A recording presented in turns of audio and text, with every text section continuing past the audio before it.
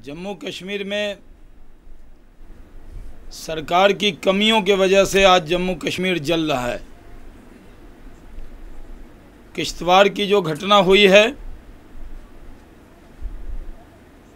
उसके लिए पूरी तरह से उमर अब्दुल्ला सरकार उसको हैंडल करने में कामयाब रही है।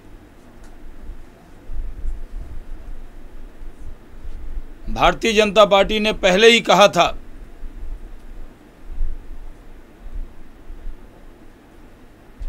हमारी नेता विपक्ष सुषमा जी ने जब अलर्ट किया था तो उमर अब्दुल्ला साहब सिर्फ उनके ट्विटर का जवाब देने में लगे थे। वहाँ जो सवाल खड़े हुए थे उनको एड्रेस नहीं किया। और आज हमारे विपक्ष के नेता राज्यसभा के श्री अरुण जेटली जी जब किश्तवाड़ जाने के लिए यहाँ से गए तो उनको जम्मू एयरपोर्ट पर डिटेन किया है। ये दुर्भाग्यपूर्ण है। भारतीय जनता पार्टी इसकी कड़े शब्दों में निंदा करती। अरुण जेटली जी वहाँ पर शांति के लिए गए थे। वहाँ पर जो माहौल है, नेता विपक्ष संवैधानिक पद है। जब किश्तवाड़ के अंदर, जम्मू कश्मीर के अंदर इस तरह का माहौल बना तब वो यहाँ से शांति के अपील के लिए यहाँ से गए। लेकिन उमर अब्दुल्ला सरकार ये पहली बार नहीं, जब वो तिरंगा यात्रा के लिए भी गए थे तब भी उनको एयरपोर्ट पे डिटेन किया था। और अभी फिर से उनको जम्मू एयरपोर्ट पे डिटेन किया है। भारतीय जनता पार्टी इसकी भर्त्सना करती है। जम्मू कश्मीर के हालात बहुत ख़राब हैं। पूरी तरह से सेना को इसमें लगाना चाहिए। और जम्मू कश्मीर के मुख्यमंत्री उमर अब्दुल्ला दो ग्रुप के क्लैश को ये एहतियात भी नहीं बरत रहे। वो खुद ही अपने बयान में कह रहे हैं कि हिंदू मुस्लिम के बीच में क्लैश हो रहा है। ये मुख्यमंत्री का गैर जिम्मेदाराना बयान। अपनी नाकामियां को छुपाने के लिए सांप्रदायिक सौहार्द को बिगाड़ना, सांप्रदायिक आधार पर जम्मू कश्मीर को बांट रही हो उमर अब्दुल्ला सरकार। भारतीय जनता पार्टी उनके इस बयान की भी निंदा करती।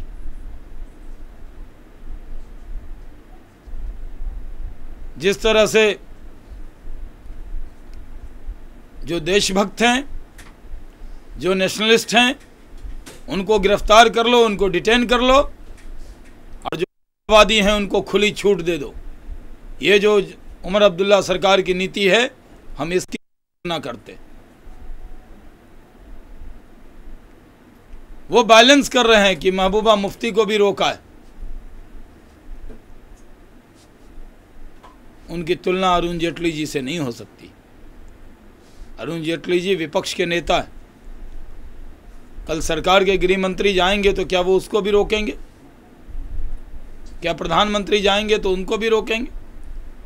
अगर नेता प्रतिपक्ष वहाँ गए तो वो हालात का जायज़ा लेने गए थे। वो वहाँ पर कैसे शांति हो उसकी में मदद के लिए गए थे। लेकिन उनको जो डिटेन किया है ये बहुत दुर्भाग्यपूर्ण है। भारतीय जनता पार्टी अभी भी भारत सरकार को और उमर अब्दुल्ला सरकार को आगाह करती है कि जिस तरह से जम्मू कश्मीर के अंदर एक तरफ सीमा पर गोलाबारी हो रही है और अंदर भी सेपरेटिस्ट जम्मू कश्मीर का माहौल को बिगाड़ रहे हैं। हम शांति चाहते, हम अमन चाहते। वहाँ जो लोग जिनकी आबादी कम है उनकी हिफाजत करना उमर अब्दुल्ला सरकार की जिम्मेदारी, लेकिन वो उसकी हिफाजत नहीं कर पा रही। खुद गृह मंत्री जो उनके सरकार के उसी क्षेत्र से आते, जिस दिन हिंसा हुई उस दिन भी वो वहीं थे। लेकिन पूरी तरह से उमर अब्दुल्ला सरकार का ये फेल्योर। और भारत सरकार को भी संज्ञान लेना चाहिए, कॉग्निजेंस लेना चाहिए कि जिस तरह से जम्मू कश्मीर के हालात सरकार की नाकामी की वजह से, सेपरेटिस्ट के साजिश के वजह से बिगड़ रहे हैं, उसको कंट्रोल करना चाहिए। बिहार सरकार के कृषि मंत्री नरेंद्र सिंह, उन्होंने पाकिस्तानी सेना को क्लीन चिट दिया और जो अनशन कर रहा था शहीद का परिवार, उसको नाजायज बताया। देखिए, बहुत दुर्भाग्यपूर्ण है। ये जदयू के नेताओं को क्या हो गया? जब पाकिस्तान की सीमा पर हमारे सैनिक मरे, सैनिक किसी राज्य और ज़िले से जोड़कर नहीं देखा जा सकता, लेकिन उसमें 4 सैनिक बिहार के थे। उम्मीद तो ये थी कि बिहार सरकार उनके परिवार के ज़ख्मों पर मरहम लगाएगी, लेकिन बिहार की सरकार और जदयू के नेता बयानों का तीर चलाकर उनके दिल को ज़ख्म दे रहे हैं और कटाक्ष कर कर उस पर नमक छिड़क रहे हैं। जिस तरह से पहले भीम सिंह ने, अभी उनके कृषि मंत्री ने शहीदों का मजाक उड़ाया है। खुद मुख्यमंत्री जी ने कहा कि बातचीत डायलॉग जारी रहना चाहिए। पाकिस्तान एक बार मुख्यमंत्री जी चले क्या गए, इतनी मोहब्बत पाकिस्तान के लिए उनके मंत्रियों की उनकी सही नहीं है। मैं भी पाकिस्तान 2 बार गया हूँ, लेकिन पाकिस्तान में हमारा भी आवभगत बहुत हुआ होगा, लेकिन जिस तरह से बिहार के और देश के सैनिकों की हत्या की पाकिस्तान ने, हमारी मोहब्बत अपने देश के प्रति होगी। पाकिस्तान को हमारे शब्दों से कोई लाभ नहीं होना चाहिए, लेकिन जिस तरह का बयान नीतीश कुमार जी के मंत्री ने दिया है वो दुर्भाग्यपूर्ण। वो कह रहे हैं कि जो अनशन कर रहे हैं परिजन सैनिक के, उनके पीछे विपक्ष कहाँ थे, खासकर बीजेपी की तरफ इशारा है। देखिए, बिहार सरकार, जदयू के नेता, उनके मंत्री ने एक रट लिया है बात। हर कमियां के पीछे कहेंगे विपक्ष का हाथ है, विपक्ष का हाथ है, विपक्ष का हाथ है। जो अच्छा हो जाएगा मेरा हाथ है, और जो खराब हो जाएगा वो विपक्ष का हाथ है। वो तो खुदा का शुक्र है कि जो सैनिकों की हत्या हुई है उसमें विपक्ष का हाथ नहीं बता रहे। उन्होंने बोध गया की घटना हुई, कहा विपक्ष का हाथ है। मिड डे मील में बच्चे मारे गए, कहा विपक्ष का हाथ है। वो वहाँ पर कोई भी घटना हो जाती है, बगहा में गोली कांड हो गया, कहा विपक्ष का हाथ है। बिहार सरकार अपनी नाकामियां छुपाने के लिए विपक्ष की चादर ढक लेती है अपने ऊपर। ये चलेगा नहीं। और इस तरह से बिहार के लोग देशभक्त हैं। बिहार की 11 करोड़ जनता इस देश से मोहब्बत करने वाली जनता। और पाकिस्तान जो हमारे सैनिकों का सर काट कर ले जाए, हमारे सैनिकों के छाती पर गोली मारे, बिहार के 4 सैनिक मारे जाएं, उनको सम्मान देने की जगह पाकिस्तान को बेल आउट कर रही है बिहार सरकार, उसके मंत्री, और ये कह रहे हैं कि पाक है, पाकिस्तान का हाथ नहीं है। पार्लियामेंट के फ्लोर पर हमने AK एंटोनी जी को दबाव बनाया और उनको सच्चाई बोलने पर मजबूर किया, लेकिन बिहार सरकार के मंत्री पर कौन दबाव बनाएगा? इस सब का खमियाजा बिहार की जनता उनको देगी, और बिहार की जनता का दबाव बनेगा कि जिस तरह से अनर्गल बयानबाजी शहीदों के ऊपर कर रहे हैं जदयू के नेता, ये दुर्भाग्यपूर्ण है। बिहार के भी एक जिले में तनाव की स्थिति है, नवादा में 2 दिन से टेंशन है, और वहाँ पर भी राज्य सरकार में सीधे तरीके से कोई राजनीतिक हस्तक्षेप नहीं हुआ है।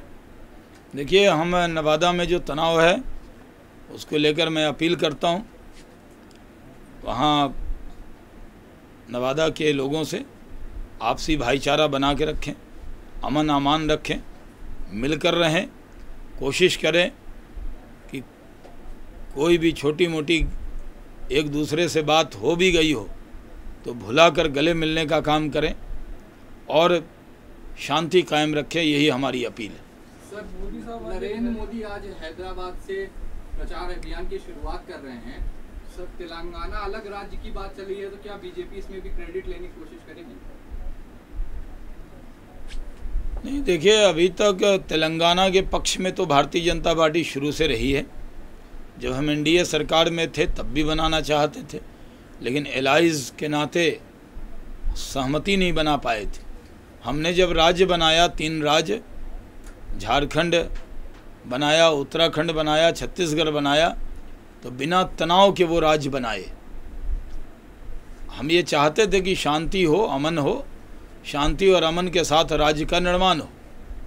आज नरेंद्र मोदी जी हैदराबाद में एक विशाल रैली को संबोधित करने वाले हैं, और हमारे जो विरोधी वो जो कटाक्ष कर रहे हैं कि 5 रुपये देकर लोग सुनने जा रहे हैं, तो कांग्रेस के नेता तो ऐसे हैं कि जहां हज़ारों रुपया देने पर भी कोई सुनने को जाने को तैयार नहीं। हमारे यहाँ तो 5 रुपये देकर लोग सुनने आ रहे हैं। वो 5 रुपये उत्तराखंड के अंदर जो पीड़ित लोग हैं उनके लिए, ये पार्टी के लिए नहीं है। नरेंद्र मोदी जी का जो करिश्मा है उसका लाभ है उत्तराखंड की जनता को हो, इसलिए 5 रुपये लोग जो महायज्ञ हम कर रहे हैं उत्तराखंड के लिए, उसमें 5 रुपया एक तरह से आहुति है कि आंध्र प्रदेश की जनता 5 रुपया दे रही है, नरेंद्र मोदी जी का भाषण भी सुनेगी और उस भाषण का लाभ उत्तराखंड की जनता को भी होगा। लेकिन कांग्रेसी की आदत है, हमें पता है वो कैसे टेम्पू भर भर कर पैसा दे देकर अपनी भीड़ ले जाते हैं।